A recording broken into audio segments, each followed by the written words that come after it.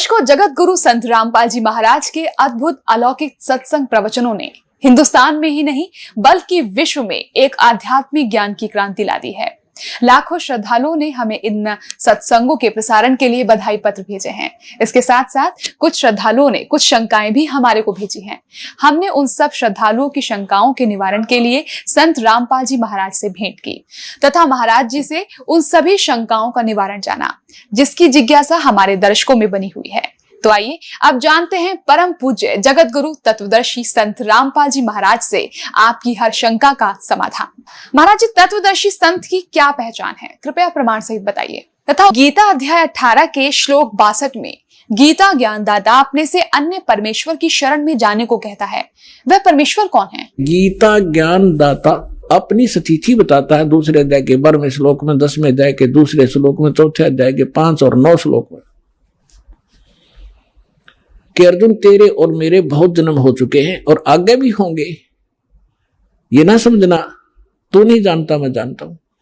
इसलिए उसने कहा कि 18वें अध्याय के 62वें श्लोक में कि तू सर्वभाव से उस परमेश्वर की शरण में जा, उसकी कृपा से तू परम शांति को और सनातन परम धाम को प्राप्त होगा। श्रीमद् भगवत गीता अध्याय नंबर 15 के श्लोक नंबर 1 से 4 में कहा है कि ये ऊपर को जड़ और नीचे को तीनों गुण रूपी शाखा वाला संसार रूपी वृक्ष है, और जो संत इसके सभी पार्ट्स को विभिन्न विभिन्न बता देगा वह तत्वदर्शी संत है, वेद के तात्पर्य को जानने वाला है। फिर बताया है कि उसके पश्चात गीता अध्याय नंबर 15 के श्लोक नंबर 4 में कहा है जब तत्वदर्शी संत मिल जाए उसके पश्चात परमेश्वर के उस परम पद की खोज करनी चाहिए जहां जाने के बाद साधक लौटकर कभी संसार में नहीं आते। और जिस परमेश्वर ने सभी ब्रह्मांडों की रचना की है, अर्थात जिस परमेश्वर से संसार रूपी वृक्ष की प्रवृत्ति विस्तार को प्राप्त हुई है, भावार्थ है कि जिसने सब ब्रह्मांडों की रचना की है वो कंप्लीट गॉड है, वो पूर्ण परमात्मा है। केवल उसी की भक्ति करो, गीता ज्ञानदाता स्पष्ट कर रहा है। और फिर कहता है कि अर्जुन चौथे अध्याय के 5 और 9 श्लोक में, दूसरे अध्याय के 12 श्लोक में गीता जी में, और 10वें अध्याय के दूसरे श्लोक में गीता ज्ञानदाता कहता अर्जुन तेरे और मेरे बहुत जन्म हो चुके हैं, तू नहीं जानता मैं जानता हूं। अब जैसे हम श्री कृष्ण जी को मानकर चलें कि श्री कृष्ण जी गीता का ज्ञान दे रहा है, इन अज्ञानियों के आधार से हम चलें तो भी गीता ज्ञान दाता तो अपने आप को कह रहा है मैं नाशवान हूं, मेरी जन्म मृत्यु होती है। जिसकी स्वयं जन्म मृत्यु होती है और उसके उपासकों की भी जन्म मृत्यु होगी। गीता अध्याय नंबर 18 के श्लोक नंबर 62 में कहा, इसलिए कहा कि अर्जुन तू सर्वभाव से उस परमेश्वर की शरण में जा, तो उस परमेश्वर की कृपा से तू परम शांति को और सनातन परम धाम को प्राप्त होगा। और उसकी शरण में जाने से तेरा कंप्लीट पूर्ण मोक्ष होगा। अब वो परमात्मा कौन है, कैसा है, कहां रहता है, इसकी जानकारी कहां है? गीता अध्याय नंबर 4 के श्लोक नंबर 25 से लेकर 31 तक गीता ज्ञानदाता ने जानकारी दी है कि कोई तो केवल देवताओं की पूजा करके निश्चिंत है, और कोई स्वाध्याय करता है, जैसे कोई गीता का पाठ कर लेता है, कोई वेदों का कुछ मंत्र घोट लिए उनको रिपीट करता रहता है, स्वाध्याय करता रहता है, आवर्ती करता रहता है। और कोई केवल योग अभ्यास ही करता है, कोई प्राण अपान इसकी अपान की क्रिया को, जैसे कुछ कहते हैं कि श्वास पर ध्यान रखो, बाहर आ रहा है अंदर जा रहा है, कोई बात हुई ना ध्यान रखोगे तब भी ये तो आ जा रहा है। तो कहने का भाव ये है कि ये इस प्रकार की जो साधना करते हैं, कोई तपस्या करते हैं, घोर तप करते हैं, सब अपनी अपनी साधना को पापनाशक जानते हैं। यानी वो जो साधना जो कर रहा है उसने अंतिम मान रहा है, सही मान रहा है, यथार्थ मान रहा है। फिर तुरंत कहा चौथे अध्याय के 32वें श्लोक में कि अर्जुन इन यज्ञों यानी धार्मिक अनुष्ठानों की जानकारी उस सच्चिदानंद घन ब्रह्म ने यानी पूर्ण परमात्मा ने, परम अक्षर ब्रह्म ने स्वयं आकर बताई है अपनी अमृत वाणी में बोल के, अपने मुख कमल से बोलकर जो वाणी कही है वो सच्चिदानंद घन ब्रह्म की वाणी कहलाती है, कबीर वाणी है वो।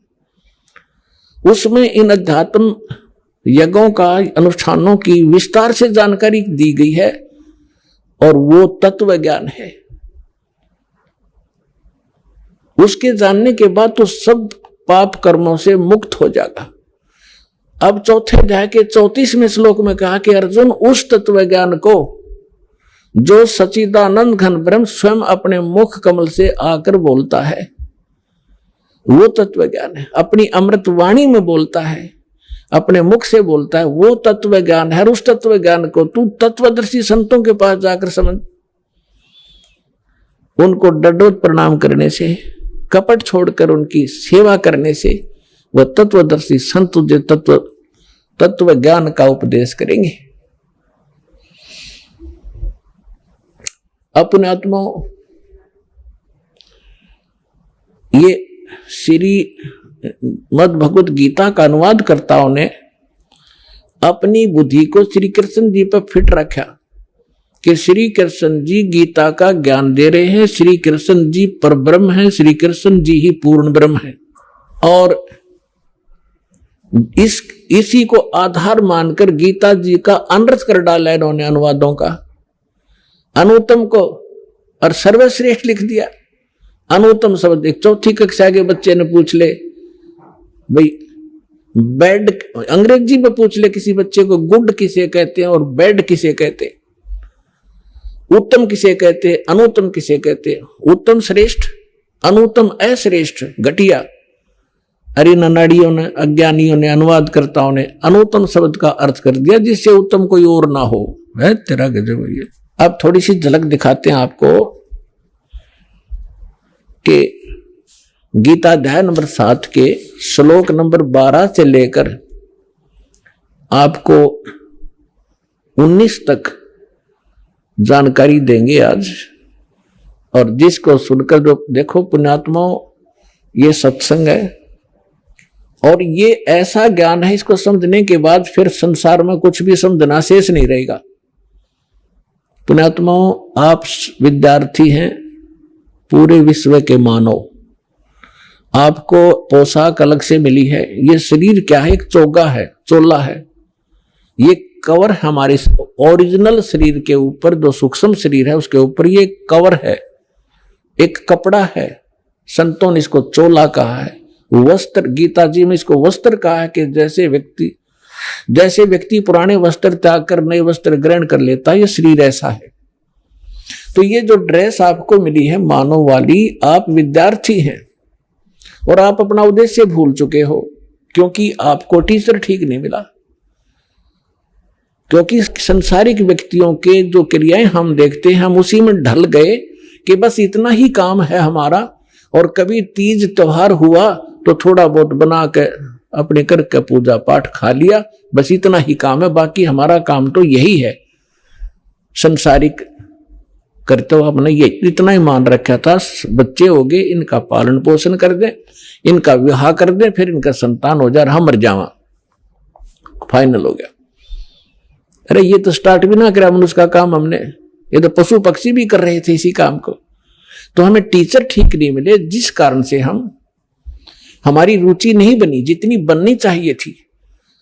अब यदि परमात्मा ने ये विशेष मनुष्य जीवन ना देना होता, इसका कोई विशेष कार्य ना होता, तो 84 लाख प्रकार की बना दी योनियां एक और बना देता उनके जैसी। ये उन पुण्यात्माओं को ये पोशाक मिली है जो बहुत पुण्यकर्मी प्राणी है, जो परमात्मा पाने योग्य नंबर प्राप्त है उनको, इसलिए उनको ये प्रवेश हुआ है इस भगवान वाली यूनिवर्सिटी में जिसमें परमात्मा पाया जा सकता है। उनको ये ड्रेस नारी मिलती है। स्कूल के बच्चे होते हैं, उनकी ड्रेस अन्य होती है और अन्य जो बच्चे काम खेतों में करते हैं, मजदूरी करते हैं, उनकी ड्रेस अन्य होती है। इसी प्रकार आप विद्यार्थी हैं और आध्यात्मिक गुरु जो होते हैं ये टीचर होते हैं। और टीचर का काम होता है कि सिलेबस पढ़ावे, अपनी लोक वेद दंत कथा नहीं सुनाओ बच्चों को, वो तो दुश्मन होता है उनका जो सिलेबस से हटकर ज्ञान देता है। तो आज तक जितने भी हमारे धर्म गुरु थे उन महापुरुषों को छोड़ जिनको भगवान मिले हैं, जिनके शुभ नाम दास ने पहले बता दिया आपको, बाकी सभी हमें लोक वेद सुना रहे थे, गीता अपने सदग्रंथों से हटकर ज्ञान सुना रहे थे। अब दास आपको सुनाना जा रहा है 7वें अध्याय में स्पष्ट लिखा है गीता ज्ञानदाता ने कि अर्जुन अब मैं तुझे ऐसा ज्ञान सुनाने जा रहा हूं जिसको सुनकर, जिसको जानकर फिर संसार में कुछ जानना शेष नहीं रहेगा। अब देखिएगा, अब इससे पहले थोड़ा सा कंसेप्ट ये क्लियर करता हूं। 4थे अध्याय का 32वें श्लोक में इन्होंने गड़बड़ कर रखी है अनुवादकर्ताओं ने। ये देखिएगा 4थे अध्याय का 32वां श्लोक, ये है श्रीमद् भगवद गीता, गीता प्रेस गोरखपुर से प्रकाशित है, जयदयाल गोविंद का इसके अनुवादक हैं। और ये अध्याय नंबर 4 का और श्लोक नंबर 32। इसमें देखिएगा एवं बहुविधा यगा वितता, ये ब्रह्मण शब्द है, ब्रह्मण मुखे, ब्रह्मण मुखे। आप एजुकेटेड हैं पुण्यात्माओं, परमात्मा ने आपको शिक्षा इसलिए दी है कि आप भगवान को पहचानने में सक्षम हो जाए। नहीं तो पिछला इतिहास देख ले, दास का जन्म जब हुआ हमारे यहां कोई शिक्षा नहीं थी और सब सुख चैन से जिया करते थे, प्यार से रहते थे, बेईमाना नहीं था। इस शिक्षा ने हमारी नैतिकता खराब कर रखी है। जब से हम शिक्षित और अपने आप को विकास मानते हैं, जिसको बड़ा तरक्की कर ली, अपना पतन कर लिया हमने। ऐसी फिल्में देखते हैं बच्चे, ऐसा बिगड़ गया, आपस में प्रेम रहा नहीं। परमात्मा को मालूम था कि इसमें अवगुण बहुत हैं, इसलिए अभी तक हमारे तक इस विष को आने नहीं दिया था एजुकेशन वाले को। अब देना, ये एजुकेशन देना अनिवार्य समझा कि इसके बगैर ये समझ नहीं सकते भगवान कौन है, कैसा है। हमारे काल के दूत इनको मूर्ख बनाए बैठे, इसलिए परमात्मा ने आपको शिक्षा दी। और ये इंस्ट्रूमेंट बनाए जो आज आप प्रोजेक्टर देख रहे हो, चिप देख रहे हो, मोबाइल में अपना सत्संग सुन रहे हो, ये गॉड गिवन है, मनुष्य के सतर की बुद्धि का बनाया हुआ नहीं है। पुण्यात्मा 1994 में दास ने सत्संग शुरू किया था गुरुदेव के आदेश से। उससे पहले चैनल नहीं थे, उससे पहले ये VCR होया करती से मोटे मोटे लीड तरह से होया करती, DVD वो चला करती थी, थोड़ी थोड़ी चली, शुरुआत हुई थी उनकी। और ना कोई टीवी चैनल थे। अब परमात्मा ने विस्फोट किया, ऐसे साधन बना दिए कि परमात्मा के बच्चे यथार्थ ज्ञान को घर बैठे देखेंगे और भगवान को पहचान कर दौड़े आएंगे, अपना कल्याण करवाएंगे और सदा के लिए सुखी हो जाएंगे। तो इसलिए ये रूबरू आपके किया जा रहा है कि अपने वो सदग्रंथ जिनको आप शिरोधार्य मानते रहे हो, अब श्रीमद् भगवद गीता का स्थान हिंदू समाज के अंदर अद्वितीय है। और जब हमारे वो क्यों है, क्योंकि इसके अंदर एक अनमोल ज्ञान है, इसलिए शिरोधार्य हमारे को और बहुत आदर से हम इस ग्रंथ का नाम लेते हैं, श्रीमद् भगवद गीता जी। अब इसमें लिखा क्या है, ये हमें संदेश क्या दे रहा है, इसके विपरीत हमें बताया जा रहा था। अमृत के स्थान पर हमें विष खिलाया जा रहा था। तो अब हम अमृत खाएंगे, विष त्याग देंगे जब हमें पहचान हो जाएगी। तो इस पहचान के लिए आपको ये सदग्रंथ रूबरू कराए जाते हैं। अब देखिएगा, ये है अध्याय नंबर 4 का श्लोक नंबर 32।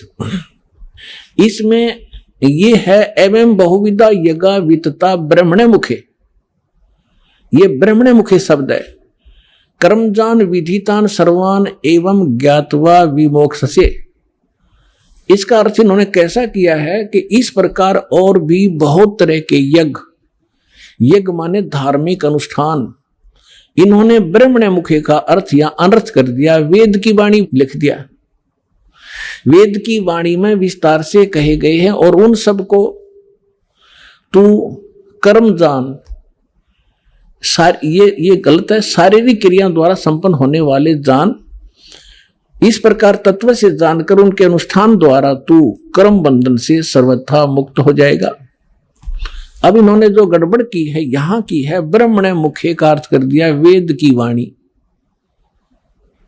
अब देखिएगा, कहते हैं चोर चुरावे तुमड़ी और गड्ढे पानी में, वो गड्ढे हुआ ऊपर आवे में सच्चाई छनी ना। अब किसी चोर ने किसी का तुम्बा चुरा लिया और उसने छुपाने की कोई जगह पाई ना, पानी में छोड़ा नीचे और बाहर बैठ जाए, इतनी देर में फिर आ ले ऊपर, वो फिर दबे, वो फिर की तो चमक जाए थोड़ा सा ऊपर ने। तो इन्होंने कोशिश बहुत की है सच्चाई को उस तुम्बे की तरह जल में छुपाने की, पर छुपा नहीं करता जल में तुम्बा। तो अब देखिएगा गीता अध्याय नंबर 17 के श्लोक नंबर 23 में यही शब्द है ब्रह्मणे, यहां इन्होंने अनुवाद ठीक कर दिया। ये देखिएगा अध्याय नंबर 17 का श्रीमद् भगवद गीता और श्लोक नंबर 23 में ओम तत्सत इति निर्देश, ये ब्रह्मणे शब्द है। ब्रह्मणे त्रिविध समर्थ है, ब्राह्मणा तेन वेदा च यगा च विहिता पुरा। इसका अर्थ इन्होंने सही किया यहां पर, ओम ओम तत् तत् सत सत। ऐसे यह है 3 प्रकार का ब्रह्मणे माने सच्चिदानंद घन ब्रह्म का नाम कहा है। ये ब्रह्मणे का अर्थ ये है असली। ब्रह्मणे माने सच्चिदानंद घन ब्रह्म। अपने आत्माओं, ब्रह्म का अर्थ वैसे तो परमात्मा होता है, लेकिन ब्रह्म से जैसे ईश माने क्या होता है? स्वामी, मालिक, परमात्मा। ईश कहो, ब्रह्म कहो। अब फिर परब्रह्म शब्द हो रहा है, हमने सुनने को मिला परब्रह्म, यानी इससे नेक्स्ट ब्रह्म, ब्रह्म से नेक्स्ट। जैसे एक दादा, एक परदादा, दादाजी से दूसरा दादा, नेक्स्ट ग्रैंडफादर। तो ब्रह्म, फिर परब्रह्म, फिर हमने सुना है पूर्ण ब्रह्म, और महापुरुषों की वाणी में हमने सुना है पार ब्रह्म। पार ब्रह्म का अर्थ है कंप्लीट, सबके पार, सबसे पार वाला, सबसे आखिर वाला। तो श्रीमद् भगवत गीता अध्याय नंबर 15 के श्लोक नंबर 16 और 17 में 3 पुरुष हैं। पुरुष कहो, राम कहो, ईश कहो, ब्रह्म कहो। अब जैसे ब्रह्म, फिर परब्रह्म और फिर पूर्ण ब्रह्म, इसी प्रकार गीता जी में 3 पुरुष बताए हैं 15वें अध्याय के 16 और 17 में। अब पहले वहां ले चलते हैं आपको, फिर ये सारा ज्ञान आपका समझ में आओगा। अपने आत्माओं, इतने इंटेलिजेंट मानव बना है आज, इन कंप्यूटर को घुमा रहे हैं छोटे छोटे बेटे और बेटियां। इन मोबाइलों में ऐसे सिस्टम है, इनको बड़ी अच्छी तरह से सेट कर चला लेते हैं। अरे अध्यात्म मार्ग में सब तो पिछड़ गए हम, अब हम अध्यात्म मार्ग में ऊपर आएंगे, पूरा विश्व सुखी होगा, आप भी सुखी होगे, आत्मिक शांति होगी। जो परमात्मा काम किया करता, परमात्मा आपके साथ रहेगा, आपको वो सुख देगा। अब देखो कितने ही अच्छी फिल्म आप देख रहे हो और कितनी सुख सुविधा आपने उपलब्ध कर दी वैज्ञानिक तरीके से, और कल एक जवान बेटे की मृत्यु हो जा, एक आंख नहीं सुहा, वो टेलीविजन और वो गाने उन्हें फोड़ना दिल कराए, न फूक की तगेर के। तो पुण्यात्माओं, ये नकली सुख है, असली सुख भगवान से मिलेगा, जो दास आपको विधि बताएगा। आप भी सुखी, आपका परिवार भी सुखी, आपकी 101 पीढ़ी पार हो जाएगी, वो मार्ग आपको बताएगा। अब देखिएगा 15वें अध्याय का ये 16 और 17 में 3 पुरुष हैं, 3 भगवान हैं, 3 ब्रह्म हैं। अध्याय नंबर 15 का ये श्लोक नंबर 16 यहां पर है। इसमें क्या कि द्वौ इमौ पुरुषौ लोके सर्च अक्षर है एवं च सर सर्वाणी भूतानी कुटस्थ अक्षर उच्चते। 16वां श्लोक, इसका अनुवाद यहां पर क्या है? इस संसार में नाशवान और अविनाशी भी ये 2 प्रकार के पुरुष हैं। अब देखो, इन्होंने सर माने नाशवान, अक्षर माने अविनाशी कर दिया। ये लिखना था इस संसार में सर पुरुष और अक्षर पुरुष, ये पुरुषों है ना, ये दोनों संस्कृत में इसके साथ भी लगाया जाता है, अक्षर पुरुष और सर पुरुष। ये और इनको देखें तो नाशवान और अविनाशी 2 प्रकार के पुरुष है। पुरुष माने परमात्मा है, प्रभु है, भगवान है, ईश है, स्वामी है। और संपूर्ण प्राणियों के शरीर तो नाशवान है, जीवात्मा अविनाशी कहा जाता है। अब क्या है, ये सरपुरुष कितना मालिक है, अक्षर पुरुष कितना मालिक है, और परम अक्षर। अब तीसरा कौन है, वो तीसरा पहले दिखाते हैं आपको। तीसरा जो है वो परम अक्षर पुरुष है। अब यहां आपने 15वें अध्याय के 16वें श्लोक में दो पुरुष हैं, सरपुरुष और अक्षर पुरुष। ये दो प्रकार के पुरुष हैं, और इनके अंतर्गत जितने प्राणी हैं वो नाशवान है, और ये स्वयं भी नाशवान है। जीवात्मा तो गधे की भी नहीं मरती, कुत्ते की भी नहीं मरती। अब यहां देखो 15वें अध्याय के 17वें श्लोक में क्या लिखा है कि उत्तम पुरुष है तू अन्य।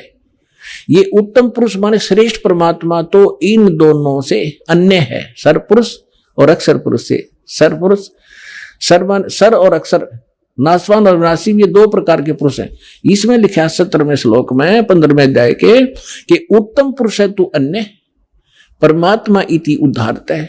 ये लोग तरम आवी से विवर्ती अवैश्वर है। उत्तम पुरुष तो अन्य ही है, इन दोनों से कोई और है, वो श्रेष्ठ भगवान परम अक्षर ब्रह्म तीसरे नंबर का। उत्तम पुरुष तो अन्य ही है जो तीनों लोकों में प्रवेश करके सबका धारण पोषण करता है। वो अविनाशी परमेश्वर परमात्मा इस प्रकार कहा जाता है। इसी 15वें अध्याय के प्रथम मंत्र में ये देखिएगा, 15वें अध्याय का प्रथम मंत्र में इसमें कहा है कि ऊर्ध्व मूलम अधः शाखम अश्वत्थम प्राहु अवम छंदासी यस्य पर्णानि ये तम वेद स वेदवित।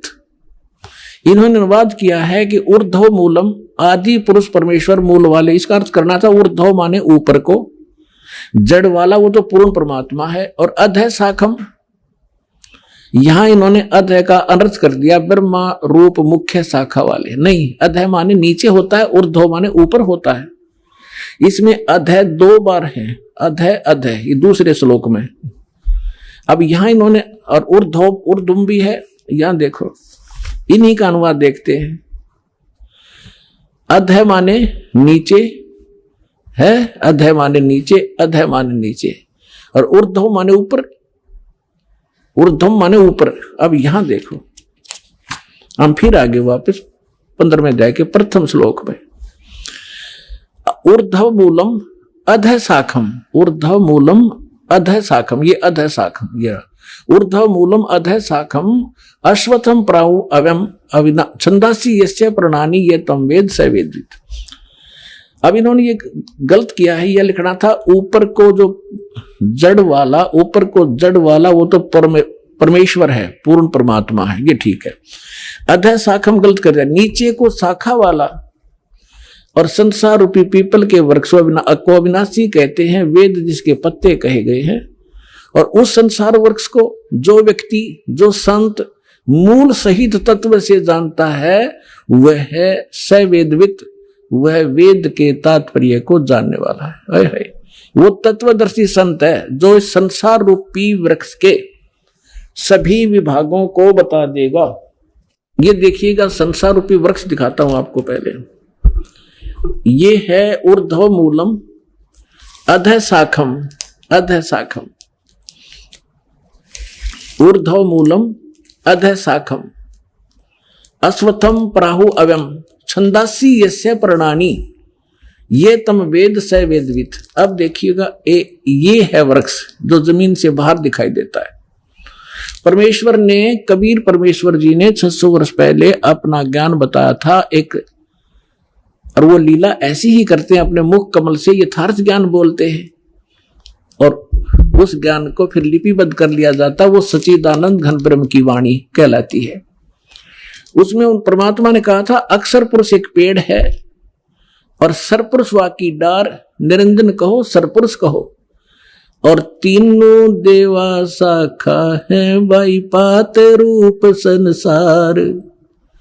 उस परमेश्वर ने वो परमात्मा जैसे रामानंद जी को मिले थे, स्वामी रामानंद जी को, उन्होंने जब परमात्मा को ऊपर देखा, फिर नीचे उसी एक सिंपल वेशभूषा में धानक जुलाहे रूप में बनारस में देखा। जब कहा था दोहु ठोड़ है एक तू भया एक से दो, और गरीबदास हम कारणे तुम आए हो मगदो, तुम साहेब तुम संत हो, तुम सतगुरु तुम हंस, और गरीब दास तेरे रूप बिना। रामानंद जी कह रहे और न तू जान, तुम ही साहिब हो, तुम परमात्मा हो, सतगुरु सच्चा ज्ञान देने वाले आप ही हो। तुम साहेब, तुम संत हो, तुम सतगुरु, तुम हंस। और गरीबदास जी, जैसे तुलसीदास जी ने रामायण को लिखा था, चित्रार्थ किया था, उस प्रकार गरीबदास जी को परमात्मा ने दिव्य दृष्टि दी थी। वो सारी सच्चाई गरीबदास साहिब जी ने अपनी वाणी में लिखा है, इसलिए गरीबदास जी का नाम आता है। लेकिन वार्ता चल रही है रामानंद जी और परमात्मा की। तुम साहेब, तुम संत हो, तुम सतगुरु, तुम हंस। गरीबदास तेरे रूप बिना और न दूजा हंस। बोलत रामानंद जी सुनो कबीर करतार, कहे कबीर गरीबदास सब रूप के तुम ही सृजनहार। तो यहां बताया जाता है कि तुम सतगुरु भी आप ही हो, सच्चा ज्ञान आपके बिना इस पृथ्वी पर कोई जानता ही नहीं। तो परमात्मा आए थे एक, हम उसको कवि कह करके फाइनल कर दिया, उनकी क्लोज कर दी फाइल को। अब फिर खोल लेंगे जब देखियो लाल की पहचान होने के बाद आपको पता लगेगा लाल कौन है। तो उस परमेश्वर ने 600 वर्ष पहले सच्चिदानंद घन ब्रह्म की वाणी में, अपनी कबीर वाणी में क्या लिखा था? अक्षर पुरुष एक पेड़ है, सर पुरुष वाकी डारे, तीनों देवा शाखा है, ये पात रूप संसारे। और वे गीता क्या कहती है 15वें अध्याय का प्रथम मंत्र, कि जो संत इस उल्टे लटके संसार रूपी विभाग वृक्ष के सभी विभाग पत्तों सहित जड़ से लेकर पत्तों तक बता देगा, वो तत्वदर्शी संत है। पहचान बताई है तत्वदर्शी संत की। अब देखिएगा, ये है पूर्ण परमात्मा, ये परम अक्षर ब्रह्म है। ये ऐसे देंगे, ये है जड़ जो मूल है, ऊर्ध्व मूलम। ये परम अक्षर ब्रह्म है, पूर्ण ब्रह्म परमेश्वर। और ये तना अक्षर पुरुष, ये जो बाहर दिखाई देता है ये तो अक्षर पुरुष है तना, और इससे एक मोटी डार निकली है, वो सरपुरुष समझो, सरपुरुष। और ये तीन रजगुण ब्रह्मा सतगुण विष्णु तम गुण शिवजी रूपी ये तीन शाखाएं, और ये पात रूप संसार है। ये पात रूप हम हैं आगे। और मूल कौन है? ये स्वयं है परमात्मा, ये स्वयं है परमात्मा। ये देखिएगा, ये कौन है? ये कबीर साहिब है, पूर्ण ब्रह्म कबीर साहिब, परम अक्षर ब्रह्म। ये सारे संसार के आधार हैं, ये सब के धारण पोषण करने वाले हैं। जैसे वृक्ष की, जैसे संसार रूपी वृक्ष की जो परवरिश होती है वो जड़ से होती है। अब दास आपको जहां लाना चाहता है वहां लाएगा। गीता अध्याय नंबर 15 के श्लोक नंबर 1 आपने पढ़ लिया, इसमें स्पष्ट कर दिया कि तत्वदर्शी संत कैसा होगा। ये देखिएगा, ये है 15वें अध्याय का प्रथम श्लोक। इसमें बताया है कि ऊर्ध्व मूलम अधः शाखम अश्वत्थम प्राहु अवम छंदासी यस्य प्रणानी ये तम वेद सवेदवित। ऊपर को जड़ और नीचे को तीनों गुण रूपी शाखा वाला, ये इसको सारा कंप्लीट मिलाकर हम पढ़ेंगे ना। ऊर्ध्व मूलम अधः शाखम, नीचे को शाखा वाला पढ़ो इसको। और अश्वत्थम यानी संसार रूपी पीपल के वृक्ष को अविनाशी कहते हैं। वेद, ये वेद नहीं है। जैसे छंद का अर्थ होता है विभाग, किसी एक शब्द का एक ही अर्थ नहीं होता, कि जो इन सभी छंदों को, सभी विभागों को तत्व से जानता है। सरपुरुष कौन पोर्शन है इस संसार रूपी वृक्ष का, मूल कौन है और डार कौन है, शाखा कौन है, जो इन सभी को जानता है, सवेदवित, वो तत्वदर्शी संत है। तो परमेश्वर ने 600 वर्ष पहले बताया, इस दास ने परमात्मा से प्राप्त इस ज्ञान को आपके रूबरू कराया। अक्षर पुरुष एक पेड़ है, सरपुरुष वाकी डार, और तीनों देवा शाखा है, ये पात रूप संसार। तो यहां इस श्रीमद् भगवत गीता भी यही बताती है कि तीनों गुण रूपी, यहां देखिए आगे 15वें अध्याय का ये दूसरा मंत्र आप देखिएगा, उस संसार वृक्ष की तीनों गुण रूप। है पुण्यात्मा, ये सदग्रंथ है। यदि इन BA MA की पुस्तकों को एक बच्चा पढ़ समझ सके, टीचर की क्या आवश्यकता थी? इतने बड़े कॉलेज बनाने की क्या आवश्यकता थी? इन किसी भी अपने धर्म ग्रंथ गुरुओं को अपने सदग्रंथों का कख भी पता नहीं। ये कोड वर्ड है, तीनों गुण रूपी शाखा। अब पहले ये बताते 3 गुण कौन है। समझदार को संकेत ही बहुत होता है, ये दिखाता हूं। ये मार्कंडेय पुराण, जिनको हम श्रोधार्य मानते रहे सभी पुराणों को, मार्कंडेय पुराण गीता प्रेस गोरखपुर से प्रकाशित, सचित्र मोटा टाइप।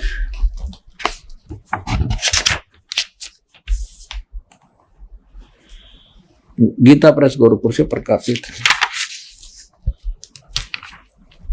इसके 123 पृष्ठ पे देखिएगा। अब हम यहां से पढ़ते आ रहे हैं 122 से संक्षिप्त मार्कंडेय पुराण। यहां मार्कंडेय जी बोलते आ रहे, मार्कंडेय जी बोले मुने। अब हम यहां आ जाते हैं, अपने मतलब का पढ़ देंगे। रजोगुण प्रधान ब्रह्मा, तमोगुण प्रधान रुद्र और सत्व प्रधान विश्व पालक विष्णु है। ये ही 3 देवता हैं और ये ही 3 गुण हैं। इति सिद्धम रजगुण ब्रह्मा, सतगुण विष्णु, तमगुण शिव जी। और भी बहुत से प्रमाण हैं, जैसे ये देखिएगा श्रीमद् देवी भागवत, इसमें संस्कृत भी साथ में, हमें ये सुविधा है इसको समझने में। भाग 1 और ये कहां से प्रकाशित है? श्री अथ देवी भागवतम सभाष्टिकम समात्यम, खेमरा श्री कृष्णदास प्रकाशन, मुंबई से। इसके यहां आइएगा, ये 3रा स्कंद है। अथ श्रीमद् देवी भागवते भाषा टीका युक्ते, 3य स्कंद है प्रारंभते। 3रे स्कंद में आ गया, प्रश्न नंबर 11 पे और अध्याय नंबर 5। इसका मंत्र हम 8 पढ़ेंगे, 7वां या समाप्त हुआ। भगवान शिव जी कह रहे हैं माता अपनी मां दुर्गा से, हे माता, यदि हमारे ऊपर सदा आप दया युक्त हो तो हमको तमोगुण में किस प्रकार प्रदान किया, और रजोगुण ब्रह्मा रजोगुण और हरि सतोगुण क्यों युक्त किए। अब ये तो हिंदी है, संस्कृत पढ़ेंगे हम। ये देखिए, यदि दया धर्मना न सदा अंबिके कथम अहम विहिता चाहे, मैं क्यों बना दिया। शंकर भगवान कहते तमोगुण है। और कमल जय, कमल से उत्पन्न होने वाले ब्रह्मा जी को रजोगुण संभव, रजोगुण क्यों बनाया। सुविता क्यों सतोगुण, सत्व गुणो हरि, और विष्णु जी को आपने सतगुण क्यों बनाया। इति सिद्धम रजगुण ब्रह्मा, सतगुण विष्णु, तमगुण शिव जी। अब हम फिर लेते हैं श्रीमद् भगवद गीता को। पुण्यात्माओं, इस मनुष्य जीवन का मूल उद्देश्य परमात्मा प्राप्ति है, और भगवान मिल गए, उसका साधना ठीक मिल गई तो हमारा ये जीवन भी सुखी होगा। इसलिए भगवान की खोज हम किया करते थे।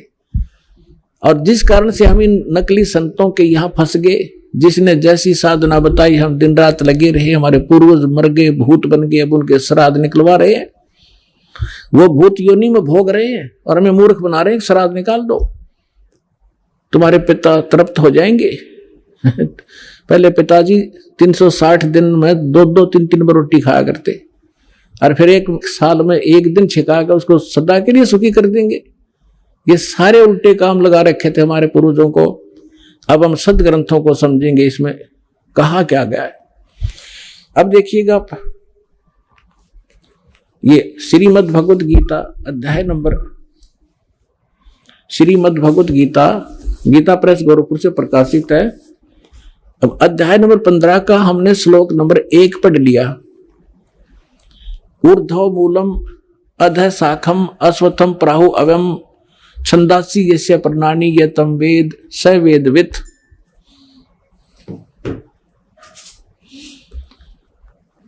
ऊर्ध्व मूलम माने ऊपर को जड़ जो है वो तो पूर्ण परमात्मा समझो। नीचे को अध शाखम, नीचे को शाखा है। ये संसार रूपी पीपल का वृक्ष को अविनाशी कहते हैं, वेद जिसके पत्ते कहे गए।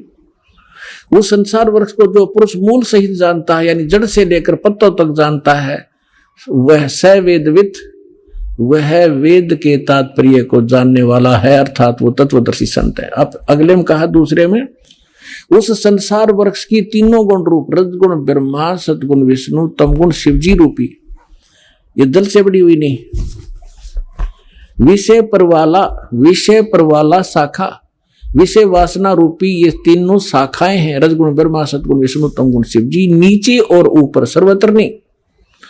अधः माने नीचे, ऊर्ध्व माने ऊपर, नीचे और ऊपर फैली हुई है। और इस मनुष्य लोक में हमारे कर्मों के अनुसार बांधने की भी ये मुख्य कारण है। कर्मानुबंधनी मूल्यानी, ये हमें यहाँ कर्मों के आधार पर यही रखते हैं, जैसे जिसका कर्म है उसको वैसा ही देते रहते हैं। किसी के अच्छे पुण्य है तो उसको अच्छा देते रहेंगे, जिसका पाप है उसको दुख देते रहेंगे। इसमें कोई परिवर्तन ये नहीं कर सकते, और हमें यहां बांधे रखने के ये मूल कारण है। अब देखो, नीचे और ऊपर, सभी लोगों में नहीं, नीचे और ऊपर फैली हुई है।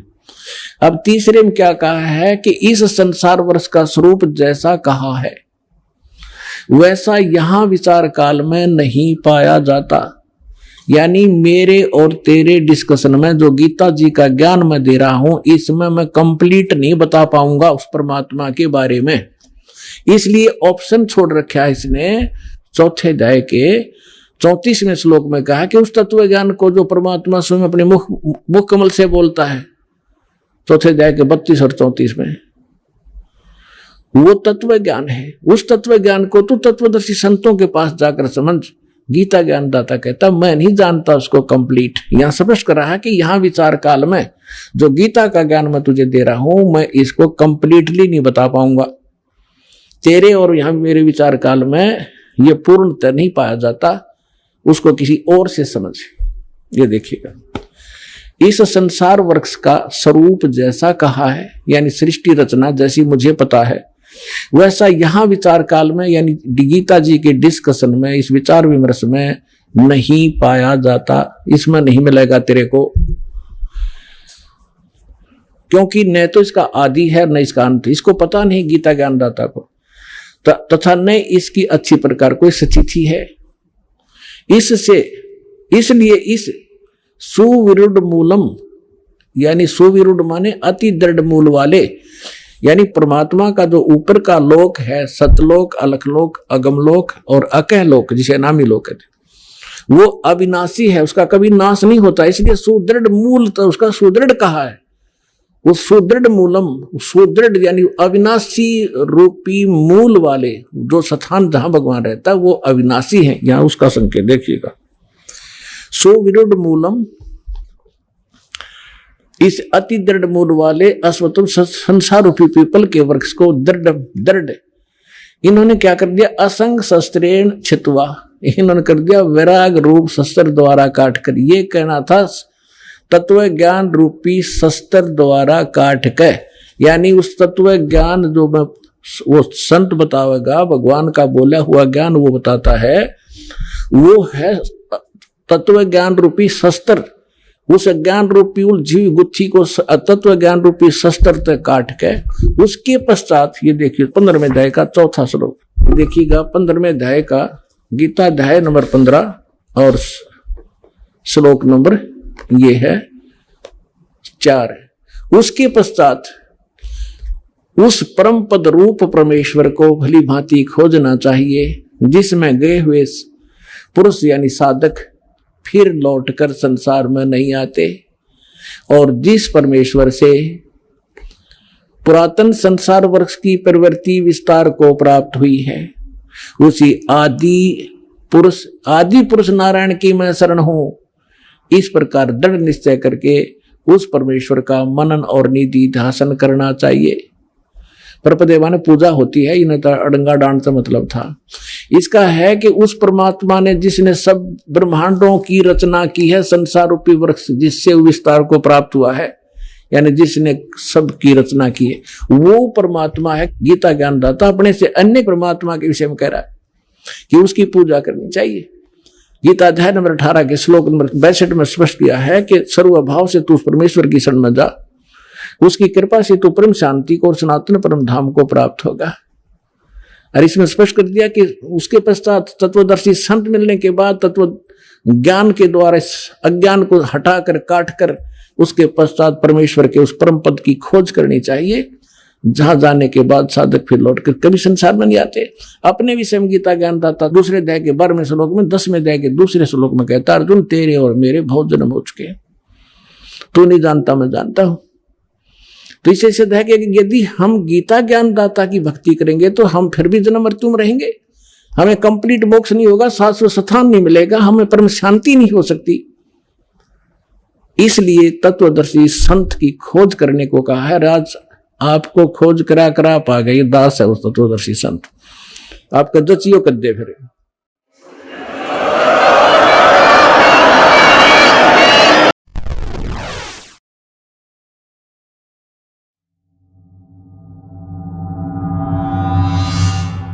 Subscribe now, Satlok Spiritual Facts.